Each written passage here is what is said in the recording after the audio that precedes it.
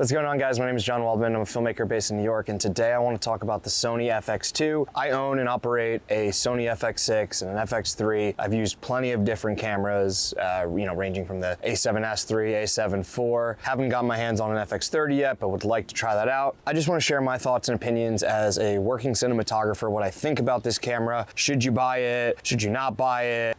What it means for the future of Sony, all that sort of jazz. So if that interests you at all, stick around. Sorry, I wrote notes on here just because I kind of wanted to make this kind of reaction sort of video. And let me also preface this, I don't have the camera.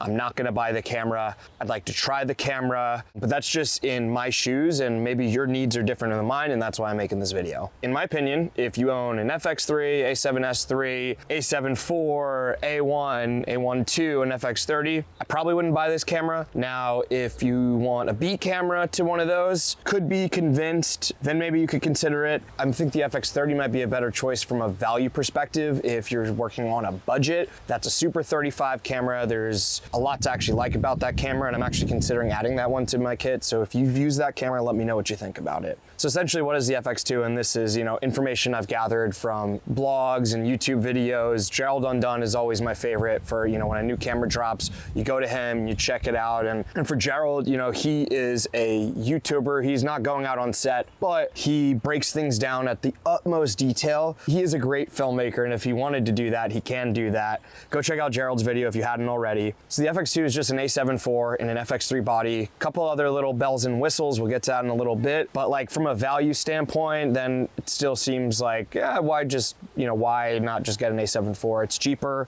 unless you really want the EVF, which I think is really cool, or some of the other little bells and whistles. I'm not gonna go too deep into those little details. That's where I would say go to Gerald Undone's video. He'll tell you everything you need to know about it. I mean, maybe if you have a Sony EV1, if you wanted to get something more professional that could work more on set, then an FX camera should be in line, dual card slots, XLR, time code. It really just depends on your needs. And yeah, I'm just, again, gonna give my perspective on what I need. Maybe your needs are different. Just like if you're trying to get something in the FX line, I love the FX30 at a value point. I'm not crazy about the FX2. I would just say for an FX3 or just buy an FX30. I even think the A7S III is a really good value option. It seems like honestly kind of underrated these days. The A7S III is an FX3. It's just a different body, and that now the A7 IV sensor, or so now the FX2 is just an A7 IV. The A7S III I think is underrated now that it has time code. That is something for me.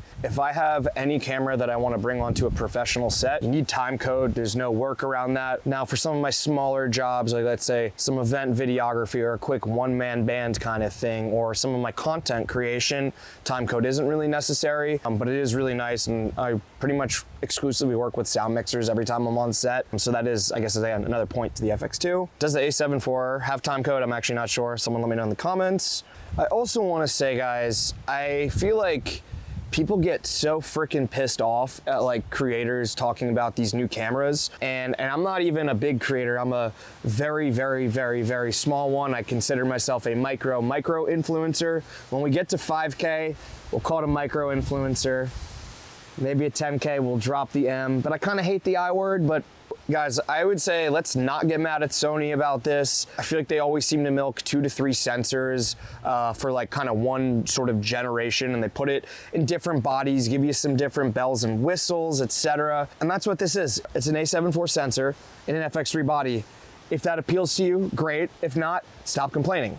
So at the price point though, who is it for? And that's where I kind of get a little bit confused. And also, let me preface this. I'm a longtime Sony user. I had the A7S II. I have an A7R III for photography that I still use, a Sony FX6, a Sony FX3. I'm deeply invested in Sony. And one of the biggest reasons I'm invested in Sony is because of their brand recognition. Today, at this current time, I am like a mid-tier director of photography and camera operator. Just the kind of shoots that I'm on are kind of, in the middle, not super low end, not super high end, somewhere kind of in the middle. In my experience, I primarily work as a DP and a cam op. I get hired through other production companies.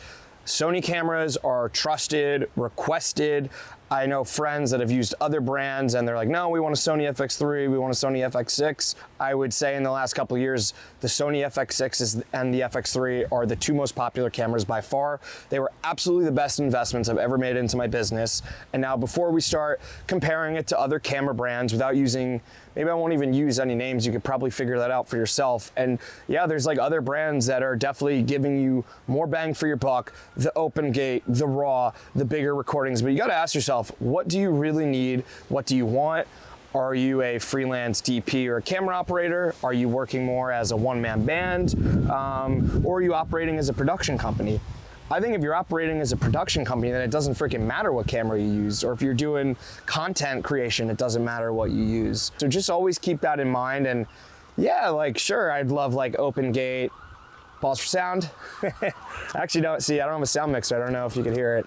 So basically kind of to wrap that up, I think I've had a harder time selling other camera manufacturers instead of Sony. Sony is trusted. I think that's valuable. And if you're doing this as, you know, a freelance DP, camera op or whatever, you're a business owner. Yes, I could go buy another camera that has 6K RAW. Yes, I could go buy a camera that has 3.2 or open gate or whatever the hell, or 32-bit audio, yada, yada, yada. I do not care. I love these cameras. There's things I want in future iterations. In fact, I've made a video about the FX6 Mark II, which is basically just a wish list and things I want, things I need, things that would be nice. We had a whole discussion about that, so check that out if you haven't already. A couple of like random things that I do like about the FX2, and the EVF I think is actually really, really cool. The other day I was shooting an event and I was on an A7S III and I just had like, you know, right up here, and I kind of miss that like minimal style of filmmaking. There's something really nice about it. I kind of wish you were able to remove it, but then it's like at that point, and that's why I was like, dude, just get an A7S III, like a used one. That's like probably what I would do. I also really like the S-Log photos.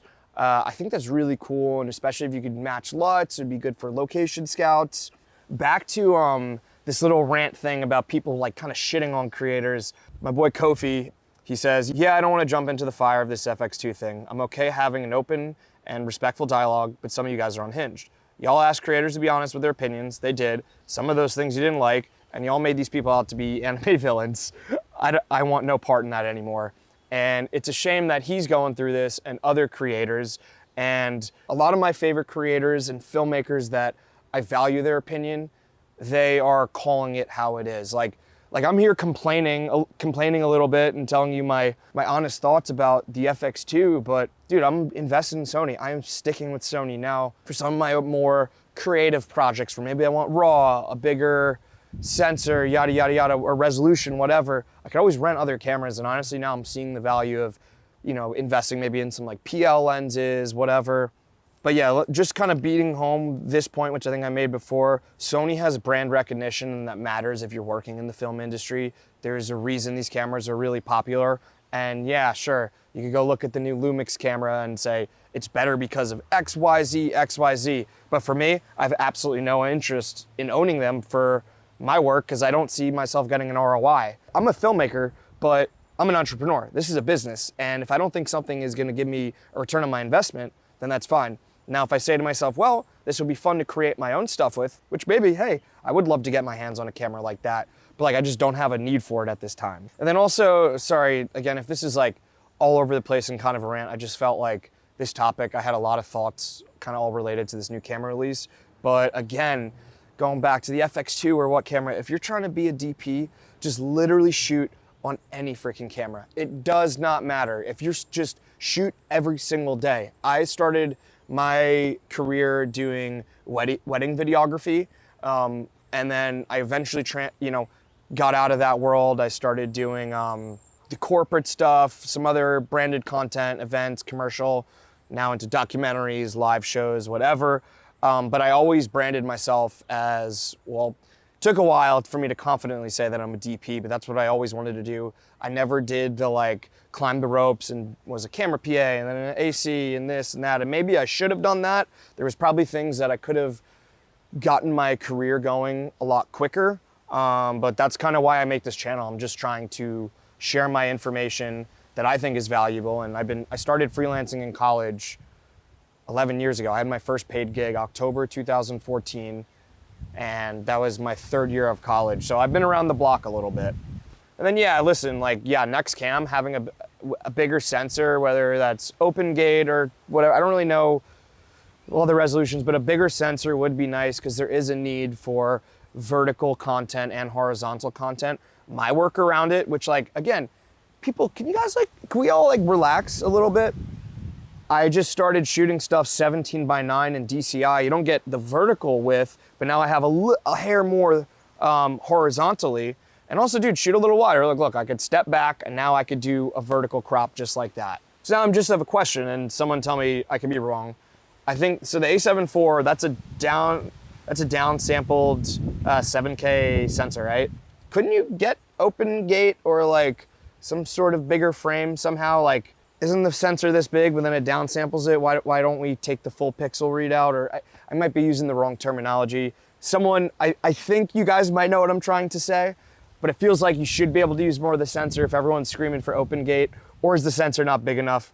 But again, I'm just gonna say, but then back to that, dude, if they were gonna give the FX2 open gate, that kind of crushes the FX3. And from a price standpoint, it sits between the FX30 and the FX3. So like, why are you guys complaining? And oh, but Panasonic Lumix has this. So go buy that camera. Why are you guys getting mad? It's like, I don't understand this. And it's like, and I'm just calling it kind of how it is. And honestly, I haven't even said this. The FX2, if you get it, putting money aside, it's gonna be a great camera. You're gonna love it. You're gonna make great stuff. So stop, like, just ignore the noise. And honestly, I've been trying to watch less YouTube. I just try to stay informed about things that matter to me. You know, certain gear, I like to stay up to date, and I think it's important, but like, at the end of the day, I'm just trying to make stuff. And I make the best stuff with the tools that I already know how to use, which is mostly the Sony cameras. So yeah. And then I know I've heard the A7 IV rolling shutter isn't great. I've used the camera. I prefer the A7S III, FX3, that sensor. Even in, I think the ZVE1 has the same sensor. I wouldn't necessarily use that for the kind of work that I do, but that camera is intriguing for content creation, one-man band stuff. It could work as a B camera on events. I just don't like one, and someone correct me if I'm wrong, but I think it only has one card slot. It might overheat. So like, that's kind of a no, but the size and the sensor, hell yeah. So yes, Lumix, I said I wasn't gonna say brands, but yeah, Lumix is definitely offering more for the money, but Sony has the brand recognition on set, and I'm a businessman, and these are just my opinions, or I shouldn't even say opinions, this is my experiences as like a mid-level DP. And then if you're hoping for an FX3 Mark II or FX6 Mark II, I don't see that happening for a while, guys. They definitely have like some ergonomic things that they need to fix in these cameras, alongside some of the other things. Like, I think in my next like cinema body, I want 4K Super 35. I do enough work where having a little extra punch would be nice instead of changing the lenses. And yeah, so to wrap this up, I'm not gonna buy the FX2. I think it's a cool camera. Maybe I'll try it out. No, I'm not selling my FX3. Am I selling my FX3? Should have put that at the beginning. Clickbait, pa, pa, pa. Anyways, guys, that's about it. I hope you enjoyed this video. Till next time. Pa, pa, pa. Peace.